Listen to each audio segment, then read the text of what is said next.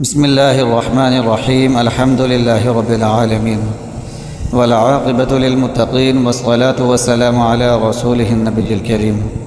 Learn اسلام today channel کے پیارے بہن بھائیوں، السلام علیکم۔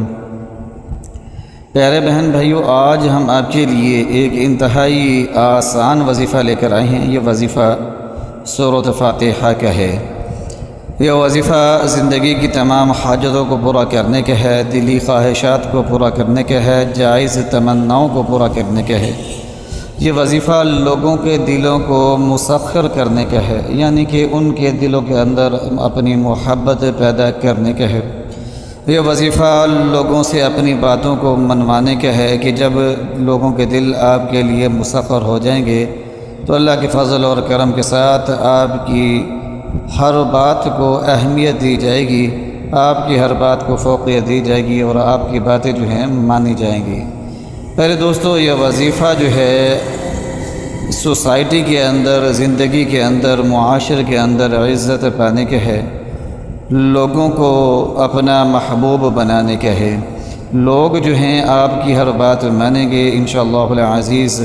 نہ صرف حاجتیں پوری ہوں گی اور مشکلات دور ہوں گی، بلکہ لوگوں کے دل جو ہے آپ کے لیے دھڑکیں گے، لوگوں کے دل آپ کے لیے مسخر ہو جائیں گے انشاءاللہ العزیز۔ پہلے دوستو، آپ نے سورۃ فاتحہ کو جو ہے مغرب کی نماز کے بعد 11 مرتبہ پڑھنا ہے۔ وہ آپ نے اس طرح پڑھنا ہے، ذرا بغور سن لیں اور سمجھ لیں کہ جب آپ سورۃ فاتحہ کی آیت ایاک نعبد و ایاک نستعین پر پہنچیں تو آیت کریمہ لا الہ الا انت سبحانک انی کنت من الظالمین کو 11 مرتبہ پڑھیں اور اس کے بعد اگلی آیت پڑھیں، اور اس طرح آپ سورت کو مکمل کر لیں۔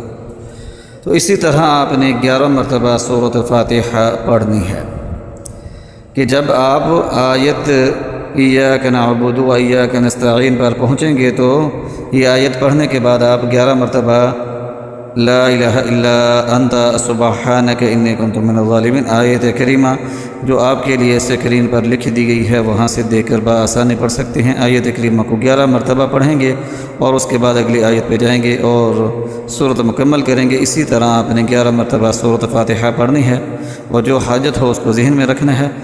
اس وظیفے کو تب تک جاری رکھ سکتے ہیں جب تک آپ کی حاجت پوری نہ ہو، آپ کا مقصد جو ہے اس کے اندر کامیابی نہ ملے۔ پیارے دوستو، ہمیں اپنی دعاؤں میں یاد رکھیے گا۔ وآخر دعوانا ان الحمد للہ رب العالمین۔